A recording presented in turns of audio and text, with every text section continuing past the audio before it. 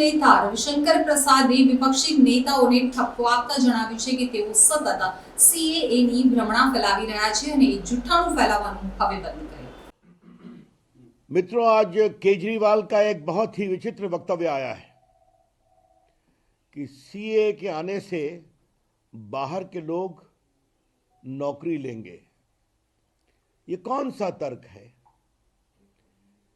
ये जो हिंदुस्तान में लोग आए हैं, ये कौन है? ये अपने आस्था के नाम पर प्रताड़ित होकर आए हैं। पाकिस्तान, बांग्लादेश, अफगानिस्तान से, और इसलिए प्रताड़ित हुए कि उनकी आस्था दूसरी थी। वो हिंदू थे, सिख थे, क्रिश्चियन थे, पारसी थे। तो भारत तो एक प्रकार से इस तरह से प्रताड़ित लोगों के लिए अवसर देता है ना, और यही रह रहे हैं ना वो बड़ी संख्या में। तो क्या उनको कानूनी माध्यम से नागरिकता का संरक्षण देना भारत का नैतिक, संवैधानिक और सांस्कृतिक अधिकार है या नहीं? न किसी की नौकरी ली जाएगी, न किसी की नागरिकता ली जाएगी। ये बात हम बहुत स्पष्ट रूप से कहना चाहते हैं। लेकिन केजरीवाल जी, वोट बैंक की प्रत्याशा में आप कहां तक जाएंगे? बार बार माननीय गृह मंत्री अमित शाह जी ने इसको स्पष्ट किया है कि सीए हिंदुस्तान के किसी नागरिक की नागरिकता नहीं लेगा। सीए कानून का हिंदुस्तान के किसी भी नागरिक के बारे में कोई संबंध नहीं है। न हिंदुस्तान में रहने वाले किसी की नागरिकता छीनेगा, न किसी को नागरिकता देगा। ये केवल और केवल वो लोग जो अपनी आस्था के नाम पर प्रताड़ित होकर पाकिस्तान, बांग्लादेश, अफगानिस्तान आदि से आए हैं, उनको नागरिकता देता है।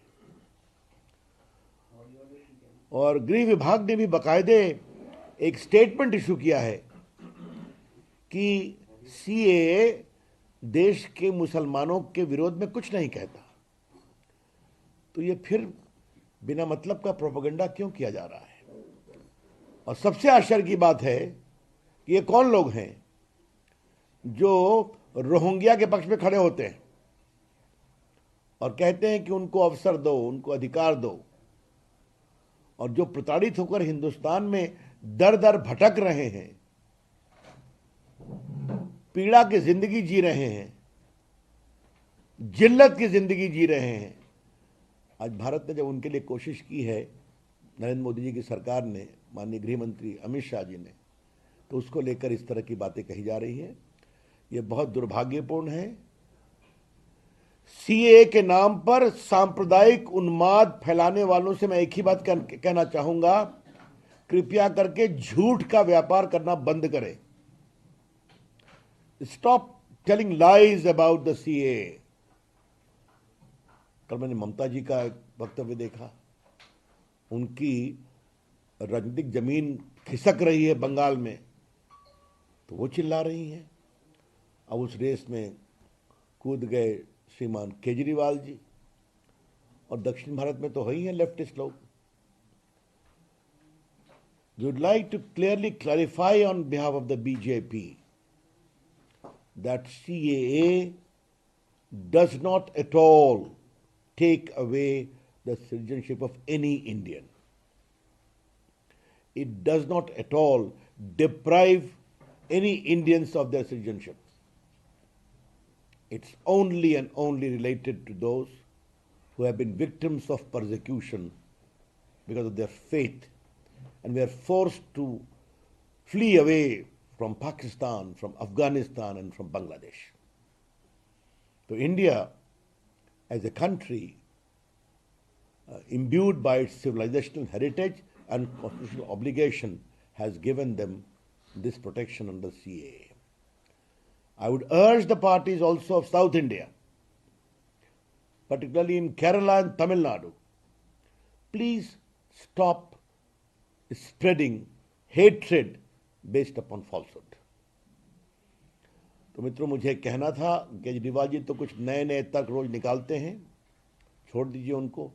सबकी सियासी ज़मीन खिसक रही है, इसलिए हम ये स्पष्ट करना चाहेंगे कि सीए कानून बनाया गया है प्रताड़ित लोगों के लिए, जो अपनी आस्था के कारण प्रताड़ित होकर आए, और इसके बारे में और कृपया करके झूठ, गलतफहमी फैलाना समाप्त करें।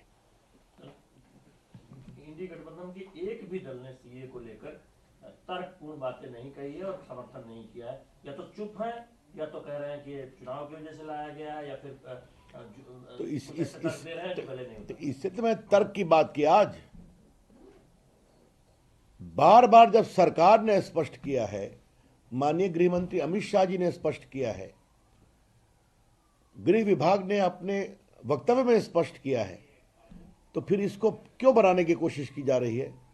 सांप्रदायिक वैमनस्य के आधार पर एक भी तार्किक विरोध नहीं किया गया है। इसलिए हमें लगा कि इसको स्पष्ट करना जरूरी है। Sir, Mamata Banerjee has also linked this to NRC, while Amit Shah, Home Minister, again said it will not take away anybody's citizenship, as you said, but they are linking it with NRC also, sir. Well, Mamata ji's slippery political ground in Bengal is forcing her to give a communal khala, which we condemn with all the authority at our command. Sir, you are saying that the Home Ministry has made it very clear multiple times about the rumors being spread to CA. What do you think? Why the opposition political parties are opposing this? What the intent behind it? My the reply is very simple. उन्होंने 3 तलाक का क्यों विरोध किया था? जो कि नारी न्याय, नारी सम्मान, नारी गरिमा के लिए था। उन्होंने हर बार प्रगतिशील कानून का क्यों विरोध किया? तो आज मेरा यही सवाल है, वोट बैंक के लिए कहां तक जाएंगे? What is the extent to which they are willing to degenerate themselves in pursuit of vote bank politics?